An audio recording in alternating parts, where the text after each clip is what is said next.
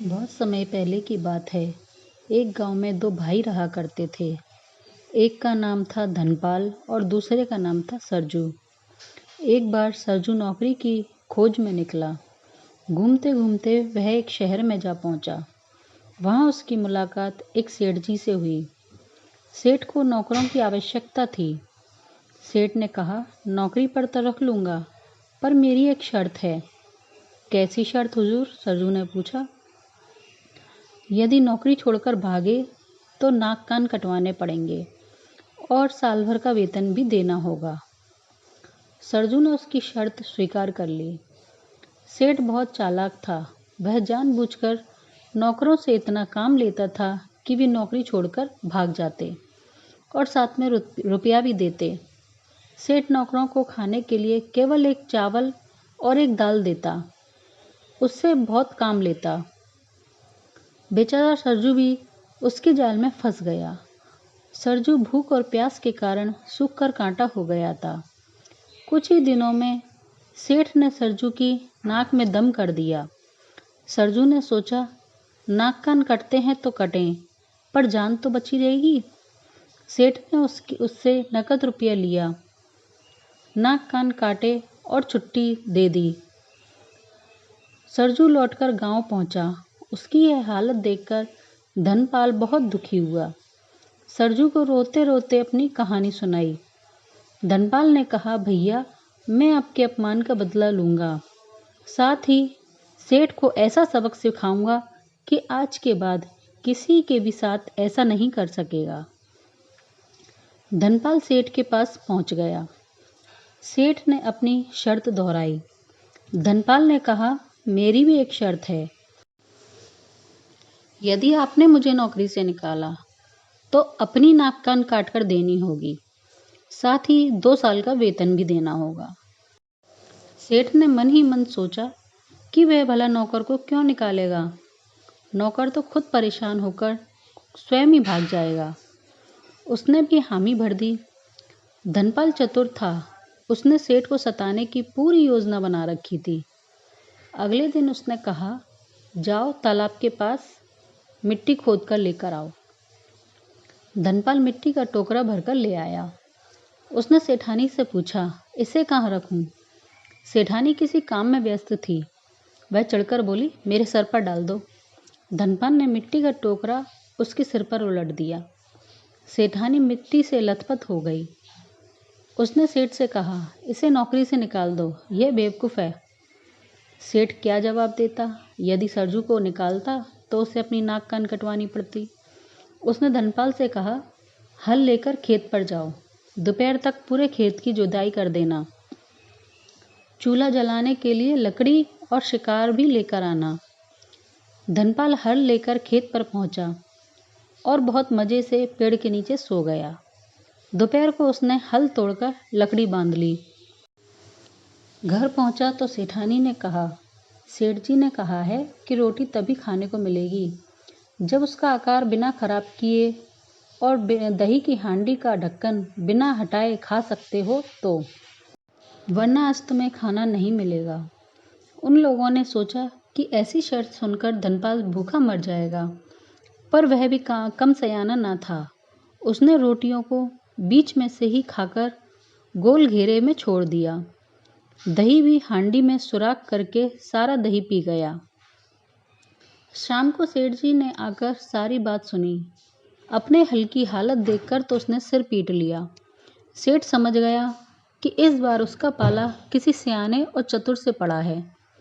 कुछ दिनों बाद सेठ जी को ससुराल से बुलावा आया। वह ससुराल जाने के लिए तैयार हो गया। धनपाल को उसने अपने साथ ले लिया। स्वयं घोड़े पर सवार होकर चला और धनपाल पैदल चल रहा था।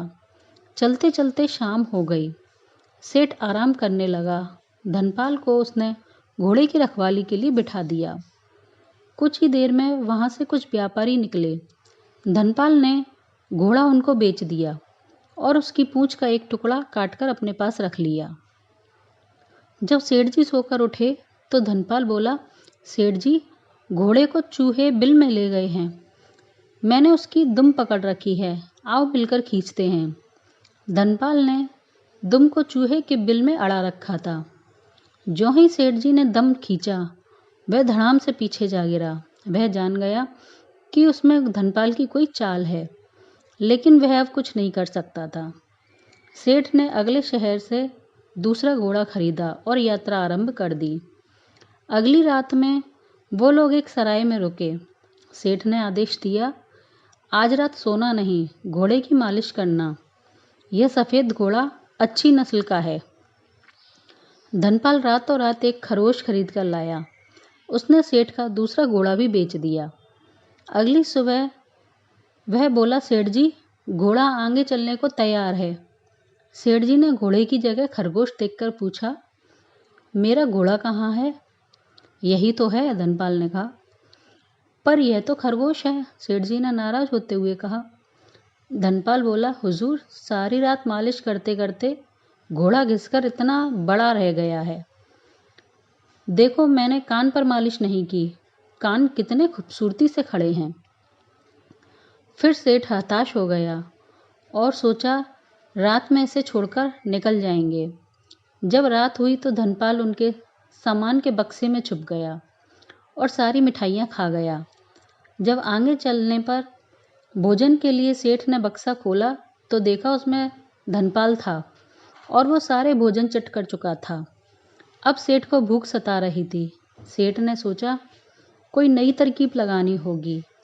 उसने धनपाल को अपने ससुराल भेज दिया ताकि वो जाकर हमारे आने की खबर कर दे और सारे भोजन का इंतजाम भी करके रखे। धनपाल सेठ के ससुराल निकल पड़ा। वहाँ जाकर ससुराल वालों को खबर दे दी। जब सेठ ससुराल में पहुँचा तो किसी ने उसको ना पानी के लिए पूछा, ना खाने के लिए। सब लोग धनपाल की खातिरदारी करने में लगे हुए थे। सेठ ने धनपाल से कहा, क्या खबर की तुमने? धनपाल ने कहा, जो आपने कहा था वही तो बोला कि आपका निर्जला व्रत है 5 दिन का, और सेठानी का कहना है कि ये जबरन भी खाना पानी मांगे तो ना दिया जाए। सेठ ये सुनकर अपना माथा पीटने लगा। समझ गया कि ये मेरी जान लेकर ही मानेगा। अब सेठ धनपाल से मुक्ति पाने का उपाय सोचने लगा। इधर उसे भूख प्यास में ही सोना पड़ा, उधर धनपाल मस्त खा पी कर सो गया। रात में सेठ जी को बहुत जोरों की दीर्घ शंका लगी। सेठ ने धनपाल को जगाया और बोला कि चलो मेरे साथ खेतों की तरफ, मुझे फारिग होना है।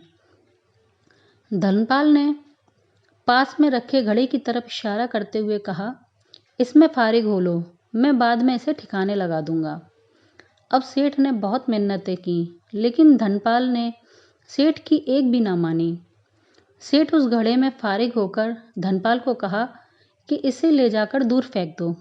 धनपाल ने कहा कि अभी नहीं, अभी तो रात बहुत ज़्यादा है, सो जाओ, सवेरा होने से पहले मैं इसे ठिकाने लगा दूंगा। थोड़ी देर बाद जब सुबह होने लगी तो सेठ ने धनपाल को जगाया और बोला, देख, सुबह होने को है, अब तो इस घड़े को ठिकाने लगा दे। धनपाल बोला, अभी बहुत रात है, थोड़ा और सो लो मालिक। सेठ ने सोचा, सुबह होने को है और लोग जाकर ये देखेंगे तो बहुत बदनामी होगी। थोड़ा उजाला हो गया है, इसे मैं ही ठिकाने लगा देता हूँ। ये धनपाल तो मुझे मरवा देगा, इसके चक्कर में मैं नहीं फंसूंगा। सेठ उठा और कंबल को खुद के ऊपर लपेटकर घड़े को उठाया और सर पर रखकर उसे खेतों की तरफ ले जाने लगा। धनपाल इसी ताक में बैठा था। उसने एक लाठी उठाई और जोर जोर से चिल्लाने लगा और सेठ के पीछे पीछे दौड़ पड़ा। अब चोर चोर का शोर सुनकर सेठ के ससुराल वाले भी उसके पीछे पीछे दौड़ने लगे। कुछ गांव वाले भी चोर समझकर सेठ का पीछा करने लगे। अब सेठ को कुछ समझ में नहीं आ रहा था। बदनामी से बचने के लिए वो भी जोर लगाकर भागने लगा। धनपाल ने आगे बढ़कर उस घड़े पर लाठी से प्रहार कर दिया। घड़ा फूट गया और सेठ जी गंदगी से ओतप्रोत हो गए। अब तक ससुराल के लोग और गांव वाले सेठ तक पहुंच गए थे। उन्होंने दनादन डंडे बरसाने शुरू कर दिए। सेठ शर्म के मारे कुछ भी नहीं बोल पा रहा था, बस डंडे खाए जा रहा था। धनपाल सब देखकर मन ही मन मुस्कुरा रहा था। जब ठुकाई पिटाई अच्छे से गांव वालों ने कर दी और सब थक गए तो उन्होंने चोर का कंबल हटाने के लिए कहा। सेठ ने डरते डरते कंबल हटाया। उसकी हालत देखकर सभी गांव वाले ठहाके मारकर हंसने लगे। ससुराल वाले भी खूब जोर जोर से हंस रहे थे और सेठ की खिल्ली उड़ा रहे थे। सेठ अपना आपा खो बैठा। वह जोर जोर से चिल्लाया, निकल जा यहाँ से, मुझे तेरी शक्ल भी नहीं देखनी। तो ठीक है, 2 साल का वेतन और अपनी नाक कान काट कर दे दीजिए, धनपाल बोला। सेठ धनपाल की हरकतों से इतना तंग आ चुका था, उसने 2 साल का वेतन और अपनी नाक कान के बदले बहुत सारा धन देकर अपनी जान छुड़वाई। उसने वादा किया कि फिर कभी वो किसी को भी नहीं सताएगा। धनपाल सारा सामान लेकर घर की तरफ लौट आया और अपने भाई के साथ रहने लगा। दोस्तों, अगर आपको यह कहानी पसंद आई हो तो लाइक करें, शेयर करें, कमेंट करें और चैनल को सब्सक्राइब करें। धन्यवाद।